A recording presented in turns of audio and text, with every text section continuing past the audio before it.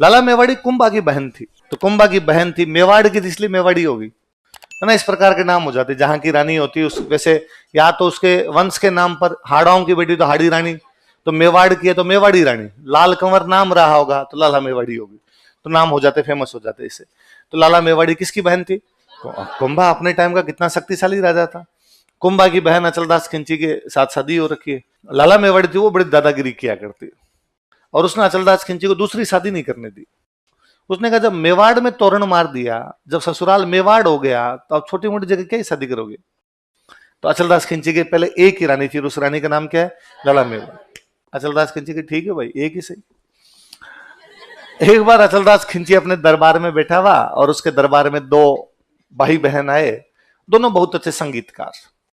बहन बहुत अच्छी वीणा बजाती, बहुत अच्छा गीत गाती।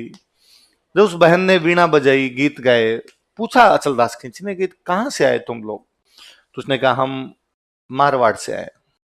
और अचलदास खिंची ने कहा अरे इतने सालों तक मैंने सुना था कि मारवाड़ की जो महिलाएं होती है उनमें सभी लक्षण होते हैं। आज मैं तुम्हें देख रहा हूं तो वास्तव में देख रहा हूं कि तुम कितना अच्छा गाती हो, कितना अच्छा वीणा बजाती हो, तुम संस्कारवान महिला हो।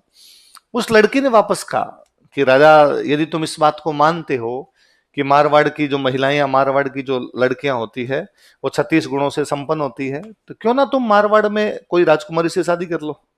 अचलदास खिंची मन ही मन सोचे कि कर लूं तो कैसे जी में तो है, लेकिन लाला मेवाड़ी करने पर अब लोगों के सामने तो कैसे कि उसने कहा हाँ देखेंगे, को अच्छा को रिश्ता हो तो तुम बताना, कर लेंगे वहां पे। तो उसने कहा अच्छा मैं तुम्हें अभी बता देती हूँ।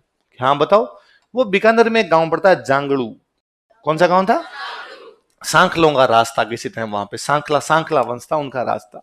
उन सांखलों की एक राजकुमारी थी, उसका नाम था उमा दे। क्या नाम था? उसने कहा मैं जांगड़ू से आई हूं, और हमारे जांगड़ू की राजकुमारी है उमा दे सांखली, और वो बहुत सुंदर है, और जितने तुम लक्षण बता रहे हो सारे के सारे लक्षण उसमें है, तो क्यों ना तुम जाओ और उमा दे सांखली से शादी कर लो। अचलदास खिंची कहता है कि कैसे, क्या क्या गुण है उसके अंदर? तो वो वहां पर गुण बताती है, वो जो लड़की है वो उमा दे सांखली के गुण बताती है कि उमा दे सांखली ऐसे है जैसे पूनम का चांद हो, जैसे सरोवर का हंस हो, जैसे सावन की धीमी धीमी बरसती हुई बारिश हो।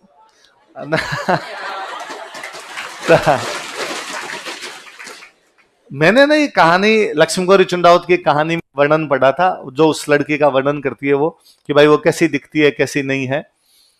1960 के आसपास लिखी हुई किताब है जिसमें वो एक लड़की की सुंदरता का वर्णन है। आप उस वर्णन को पढ़िए कि वो पूनम का चांद है, सरोवर का हंस है, लिच्छमी को बच्चों है, ऐसे ही खूब सारे हैं उसमें। आपको एग्जैक्टली गाना याद आएगा, एक लड़की को देखा तो ऐसा लगा है ना, क्या क्या उसमें खूब सारे शब्द लेता है वो, वैसे वैसे उसमें तो मुझे लगा यार ये सुंदरता के बखान एक प्रकार से हुआ करते। तो उसकी एक लाइन मुझे बड़ी जोरदार लगती है, उसमें वो कहती है कि उमा दे तो चावल रो चौथो दाणो खावे, हवारी फूंकरी मारी हवा में उड़ जावे, कि वो कम खाती है, चावल का केवल चौथा दाना खाती है, तो एकदम ये दुबली पतली जीरो फिगर। यार सुंदरता के पैमाने इसी प्रकार की हुआ कर दे। अब इतनी सारी तारीफें किया अचलदास खिंची के आगे, और अचलदास खिंची का बताओ राजन शादी की बात करनी हो तो। अब राजा मना कैसे करे? तो राजा ने कहा ठीक है तुम मेरे लिए शादी की बात करो, मैं शादी करने के लिए तैयार हूं। सब बात मैंने डन किया, मेरी सहेली है, उसके पिता जो है वो मेरा बहुत मान रखते हैं, मुझे अपनी बेटी की तरह मानते हैं। मैंने जाके कहा कि अचलदास खिंची शादी करना चाहते हो, मना करेंगे नहीं, आप तो शादी की तैयारियां कीजिए। लोगों ने सबने तालियां बजा दी, लो भाई अब तो अचलदास जी को किससे शादी करने के लिए जाना है? उमा दे। अचलदास खिंची लाला मेवाड़ी के पास आया, लाला मेवाड़ी कहा कि लाला मेवाड़ी लोगों के बीच में वचन दिए हैं, प्लीज एक ब्याह कर लेने दे। लाला मेवाड़ी ने कहा ना ना ना, ऐसा जो एक बार गंगा जल में नहा ले फिर यूं मेवाड़ के अंदर ब्याह करके आ जाए, वो छोटे मोटे ठिकानों में शादियां करता घूमे, इस प्रकार की चीजें राजा तुम्हें शोभा देती? उसने कहा हाथा जोड़ी है, लोगों को कह के आ गया, जवाब क्या दूंगा मैं। लाला मेवाड़ी अड़ गई। तो अचलदास खिंची ने कहा चलो मैं शादी करके आऊंगा, जैसे मेवाड़ आऊंगा उसके बाद उस रानी से कभी बोलूंगा ही नहीं, तू केवल ब्याह कर लेने दे ताकि लोगों में बेइज्जती नहीं हो। तो लाला मेवाड़ का डन, शादी करके जाओ, पर उसके बाद न तो कभी मिलोगे ना कभी उससे बोलोगे। अचलदास खिंची ने कहा ठीक है। अब अचलदास खिंची शादी करने के लिए गागरोन से बीकानेर आता है, बीकानेर में जांगड़ू। पहले क्या बारातें महीने महीने तक रुका करती थी, है ना, क्योंकि जब दूर से बारात आती, हाथी घोड़े, इसमें हंसने की कतई कोई बात नहीं। तुम्हारे दादाजी की बारात 3 दिन रुकी है, है ना भाई। इसका मतलब ये नहीं है कि कोई बारातों को ज्यादा रोकने का फैशन था, इसका मतलब ये है कि ऊंट और घोड़े इतनी तेजी से वापस कैसे जाएंगे। आप जहां जिस साधन से आए हो, या आज वो आज आपके पास गाड़ी है, आप रातों रात वापस आ जाते हो। फिर दूसरा, लोगों के 100 काम धंधे हैं, पहले इतने काम धंधे भी नहीं थे, खेती होती थी तो ब्याह शादी उस टाइम में करते थे जब खेती भी नहीं है, तो फ्री भी बैठे हो, फिर इतने खर्चे भी नहीं थे। और बारात का मतलब ये होता था 5 आदमी 10 आदमी, ज्यादा से ज्यादा 15-20 आदमी बारात में ऊंटों पे जाया करते थे। अब और खाने का मतलब ये होता था, गए उस दिन लड़की वाले घर वालों ने खिला दिया, दूसरे दिन लड़की घर वालों ने खिला दिया, फिर लड़की के चाचा ताऊ गांव में कोई आदमी 15-15 लोगों को खाना खिला देते, तो किसी पे भी जोर भी नहीं आता। और खाने का मतलब भी क्या था, ज्यादा से ज्यादा मिठाई के नाम पे लड्डू बूंदी चावल। मैं जयपुर की किसी राजा की बारात जोधपुर गई थी, कौन से राजा थे मैं भूल गया, उनका वर्णन मेरा पढ़ा हुआ है। तो वो यहां से रवाना होती तब से बीच बीच में क्या क्या खाना खाते हैं उसका वर्णन है।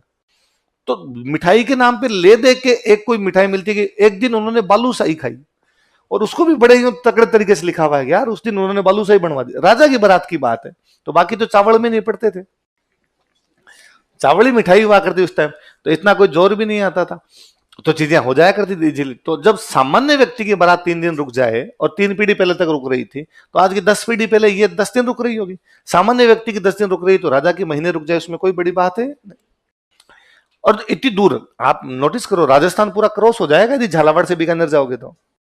इतना लंबा रूट पड़ता है यार। आज जब गाड़ियां है ना, तो बीकानेर से बैठो और गागरोन जाना हो तो पूरी रात खप जाए, सुबह जाके पहुंचो, 7 बजे बैठो तो 7 बजे तक भी पहुंचा ही नहीं है आपकी।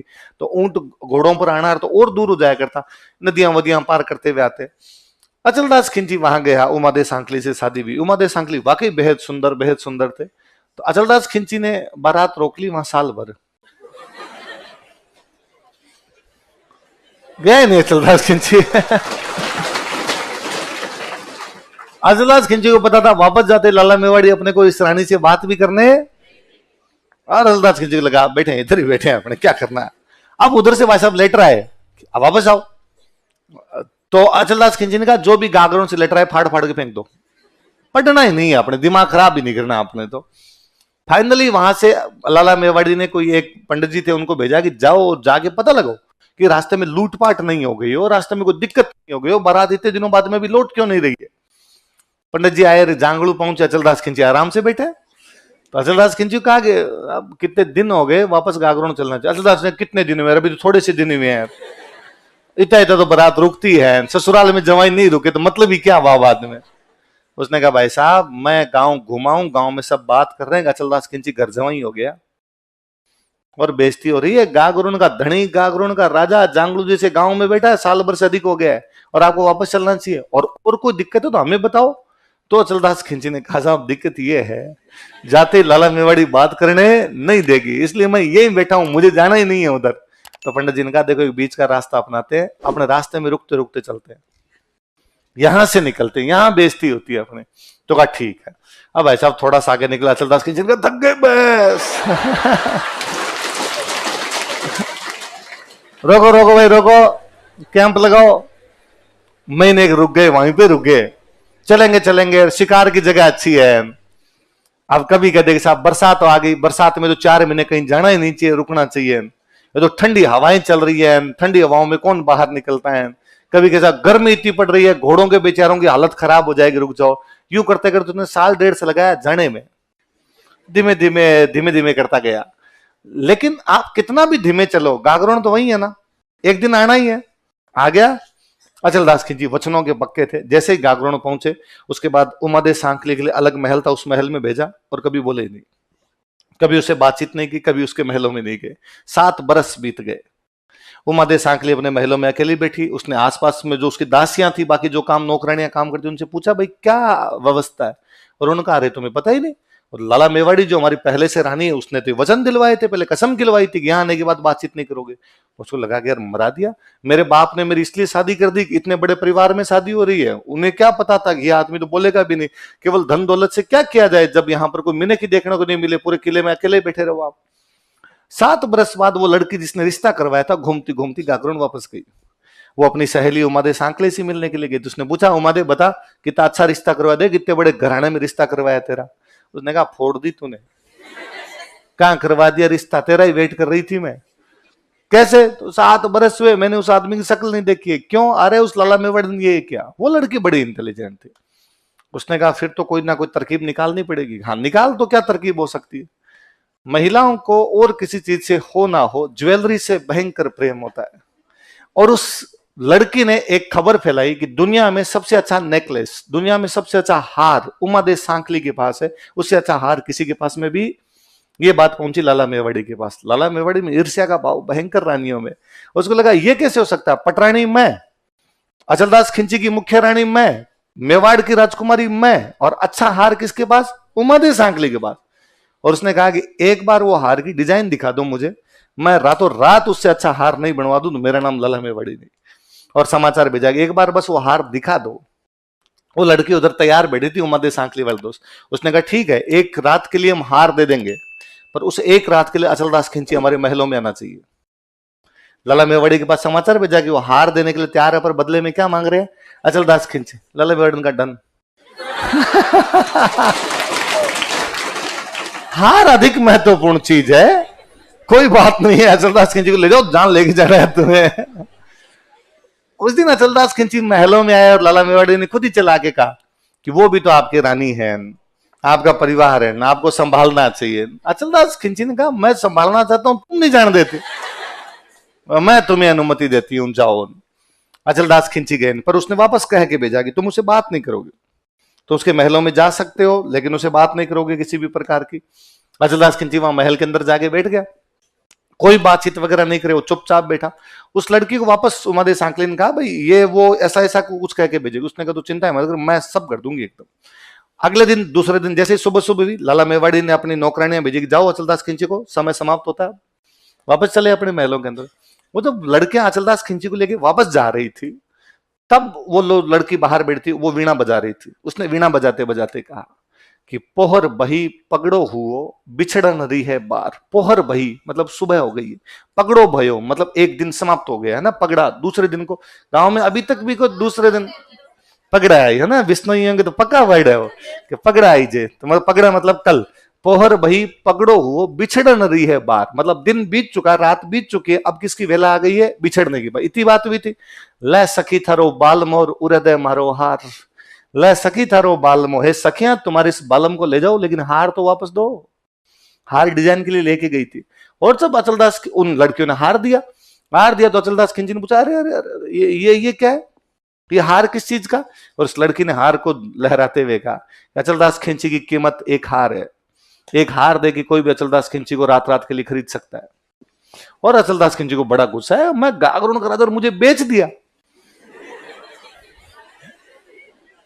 और वापस गया रोशन जाकर, लाला मेवाड़ी आप कुछ भी कर सकते थे लेकिन ये बात आपको करनी नहीं चाहिए थी। अब मैं आपके महल में एक सेकंड भी रुकूंगा नहीं, आपने वचन तोड़ा है। अचलदास खिंची वापस उमा दे सांकली के महलों में आ गए, जाने कितने दिनों के बाद गली में आज। मुझे लगता है उमा दे सांकली को भी उम्मीद नहीं थी कि अचलदास खिंची इतना जल्दी आ जाएगा। उसने भी पूछा ही होगा अरे इतने जल्दी कैसे आ गए। अचलदास खिंची ने वापस कहा होगा कि तेरे लिए मैं सिग्नल तोड़ ताड़ गए। तो अचलदास खिंची की 2 रानियां हैं। कौन कौन सी 2 रानियां? लिख लो अपना नाम लिख लो, अचलदास खिंची की रानियां।